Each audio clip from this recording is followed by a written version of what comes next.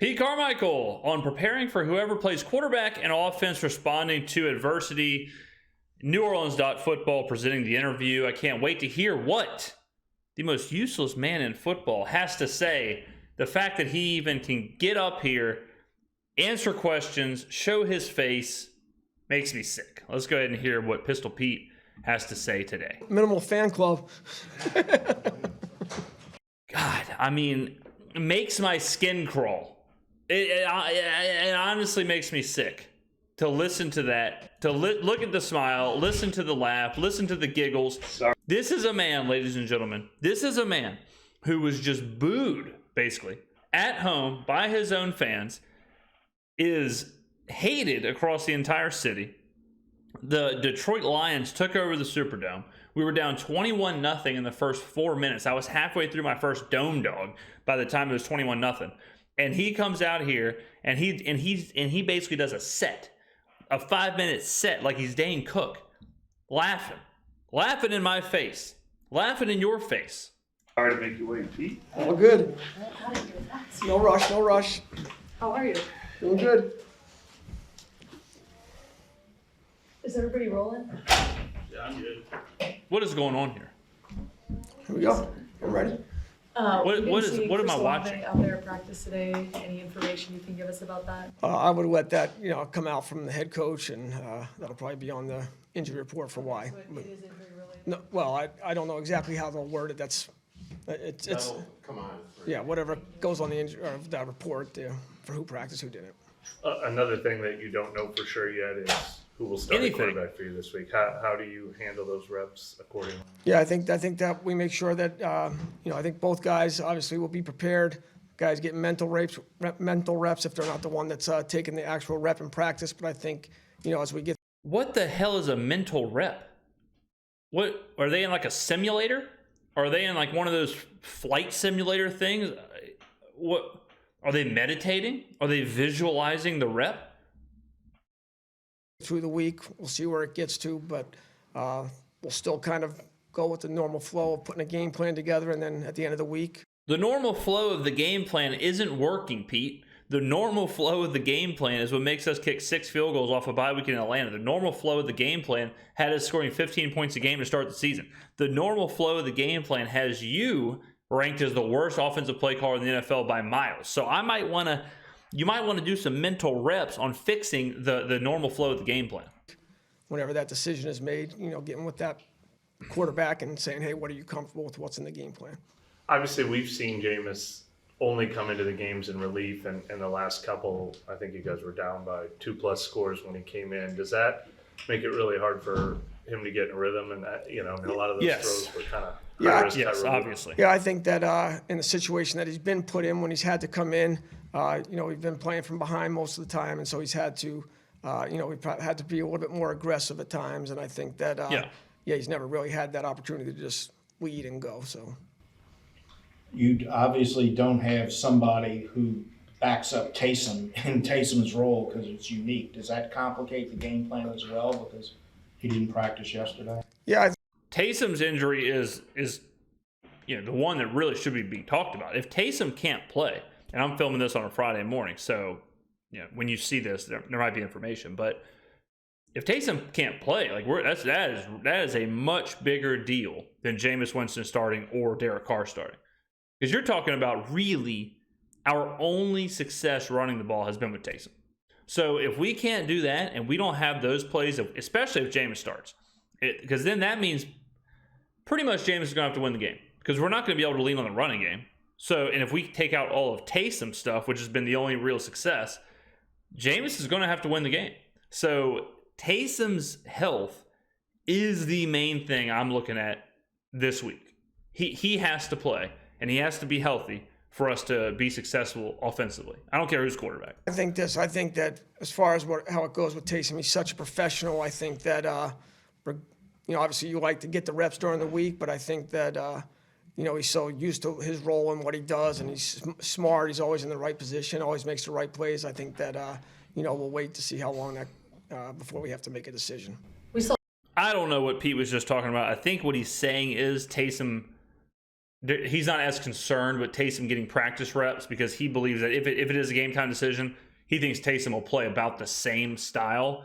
So I believe that's what he was trying to say. I'm not totally sure. I'm trying to, surmise word of the day. I'm trying to surmise these answers from, Barnum and Bailey is their biggest clown. So Lynn Bowden working with the running backs. What's just kind of the vision for the player? Well, I think that What?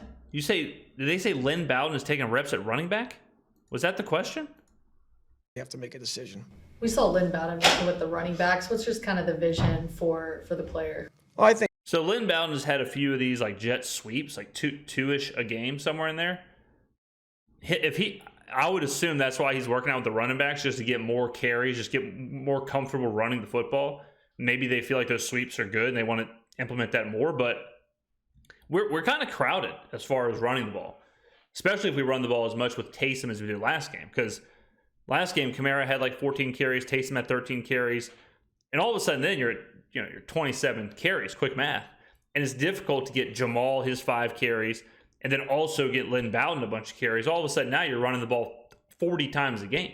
And for a team that doesn't run the ball well, running the ball 40 times a game probably isn't a algorithm to success. So I don't think we're going to see Lynn Bowden taking any halfback carries. I would think he's just getting the running back reps in to help him with those jet sweeps, and even maybe help him as he's returning, as a kick returner, just having the ball in his hands, just being more of a runner, I guess, is why he would be getting those reps. I think that he's actually had opportunities on the scout team where he's been back there and done some nice things. I just think that you go into every game and make sure that if certain things, guys are up or down, depending on that, and then just making sure that you can say, well, he got some work, and just in case he had to be ready for an emergency. I guess maybe too, they were thinking that maybe he would take over some of those Taysom carries. Like if Taysom can't play, maybe Lynn Bowden takes some of that. And I don't think he'd be taking like quarterback, like wildcat runs. But on some of the plays where Taysom is like a wingback type scenario, or Taysom's stuff like that, I think maybe they're looking at Bowden as an emergency person who can just step in and kind of be that role. But even then, that's a little, I don't know how I feel about that. I almost feel like if Taysom can't play, you just kind of scrap 80% of that. And then the plays that you would give, like the plays that are Taysom running from the quarterback position, all of a sudden that just turns into whatever your best running play is for Alvin or Jamal, given the situation. I don't think you have to force Lynn Bowden into the Taysom role if he's hurt. Peter, I think looking back at this year, it seems like I think y'all run 60% of y'all's plays while trailing this year. Does that make it just like, are you out of your normal game plan a lot of times, especially when you're behind early? Well, I think that we've had a few games where we've had to get into maybe a little bit more of a faster tempo, throw it a little bit more, but I think that can vary just based on how much time is left, how much you're down. Yeah, I mean, that's kind of a useless stat, to be honest, because we know the Saints start awful. We know they can't score on the opening possession. I believe they've only scored twice, and that's off 2 field goals. They have not scored a touchdown on the opening possession. So when you start that slowly, you're going to be behind a majority of the game. When you're behind 3-0 or a touchdown, and it's the first quarter or the second quarter, like I don't think that changes your game plan at all. So the guy who asked the question said that we're down 60% of the time, but it does matter, like the time of the game. It matters how much you're down. It matters all kind of stuff. That's another example of a stat that is pretty throwaway. I mean, does it really matter if you're down 3-0 in the first quarter? Does that change anything? No. If you're down 21-0 in the first quarter, yeah, that changes things. If you're down 3 points in the first quarter, that changes nothing. If you're down three points with 40 seconds left, it changes everything. So that is. There's a lot of context missing with a stat like that. As it's still the normal flow of the game. So I think, again, that just probably varies by situation. I think if you're down by a couple scores and it's getting late in the game, or a time where we felt like, hey, the tempo got us a rhythm and got us going. So I think that it can be different circumstances. The yardage numbers have really improved over the last couple of weeks.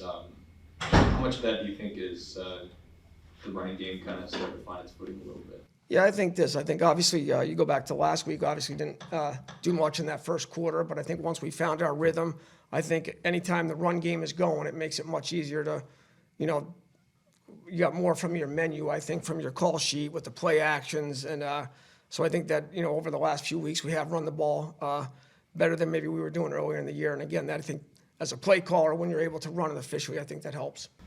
Yeah, running the ball efficiently for sure helps. No doubt about it. It helps everything. You run the ball well.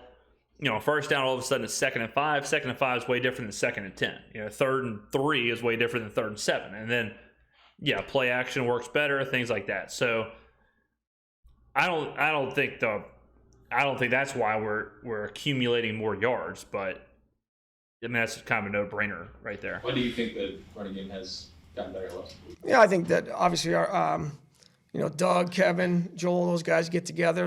I think they do a good job every week putting together. I don't think the running game is good. I think that's a misnomer too. I don't think the running game is good. I think even a couple games ago when Lynn Bowden had the 2 carries for 50 yards on the sweeps or whatever it was, that inflated the numbers and that changed the numbers too. If we're looking at between the tackle or running game, I don't think it's improved at all. Taysom has been successful, but as far as Alvin and Jamal, have you all seen a big uptick in there between the tackle running game? I have not. Their game plan, I think that, there's been a time where maybe we just kind of tried to simplify things or reduce, I should say, and just focus more on maybe a certain amount of runs. How have you seen Chris Olave respond just so, you had that little stretch of adversity, and how have you seen them kind of come out of that the last couple of weeks? Yeah, I think Olave's been good since his stretch of adversity. A couple weeks ago, he was facing a lot of backlash from the fans, a lot of backlash from Kenner Police.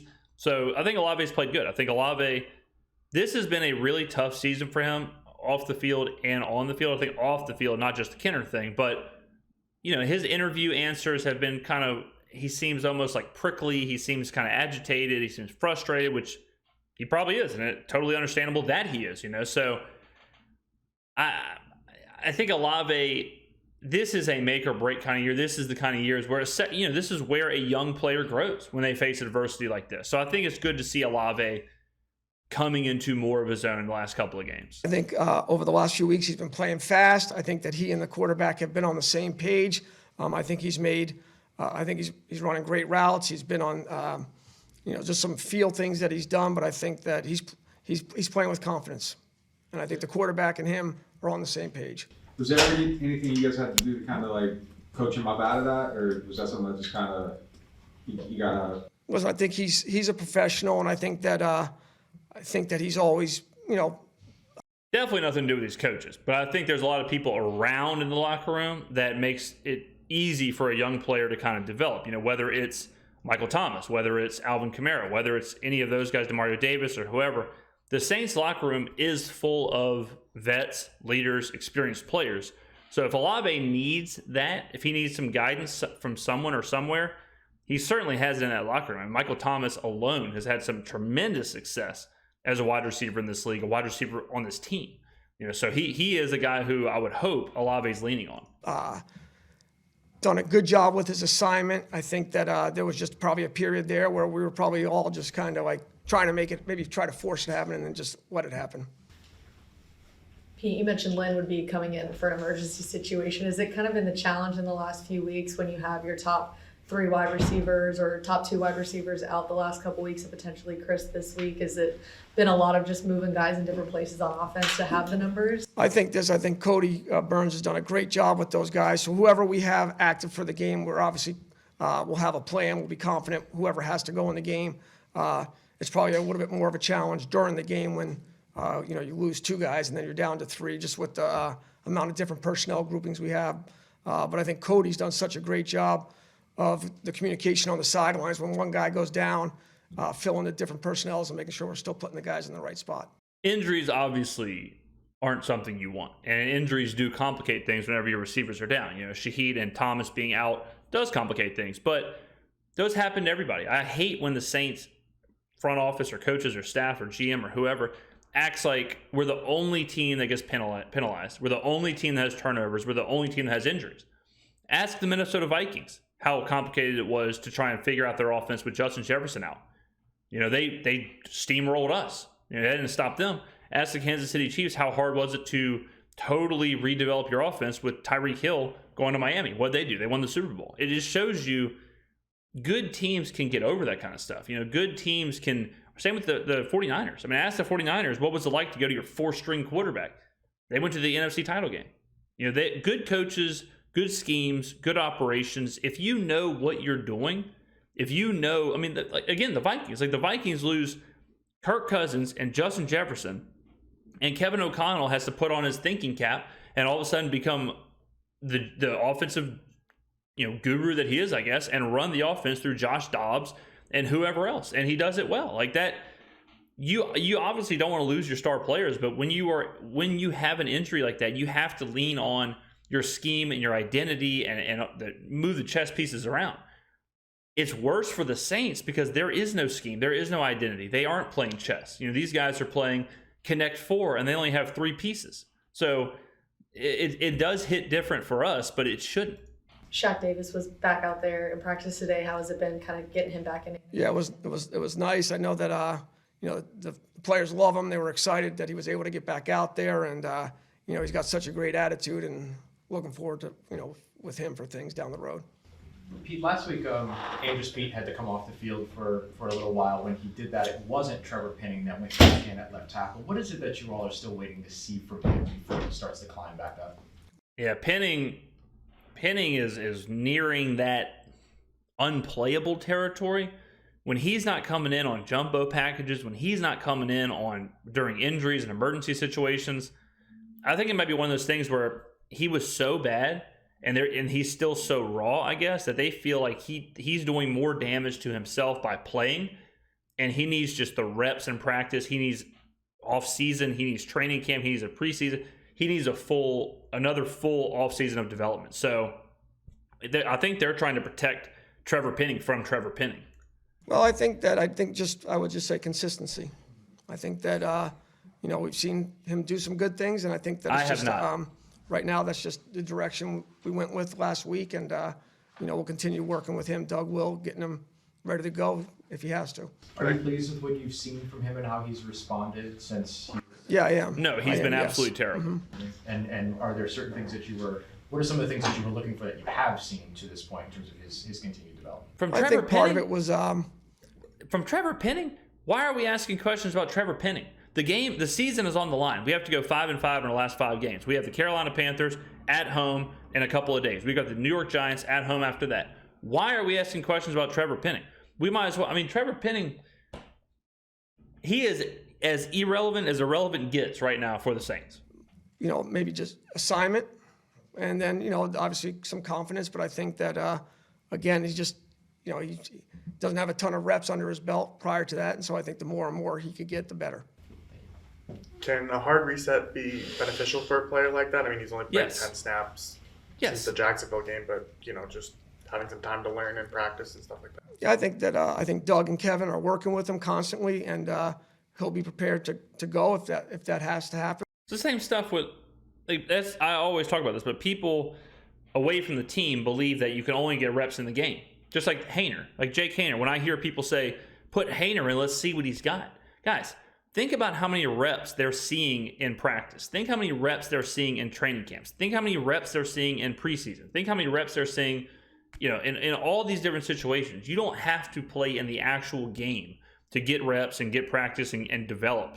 So with players like Penning or even young quarterbacks, let them sit, let them learn from the sidelines, let them get their reps in a safe environment where they don't have the pressures of the season on the line or a volatile fan base or all that stuff. So Penning taking weeks off, going into the offseason or whatever, and trying to figure out if he's got something. If not, get him out of here. I think it's a totally normal way to handle this. Ladies and gentlemen, let me know in the comments below what you thought about Pistol Pete and everything he answered. God, are we the best channel or what?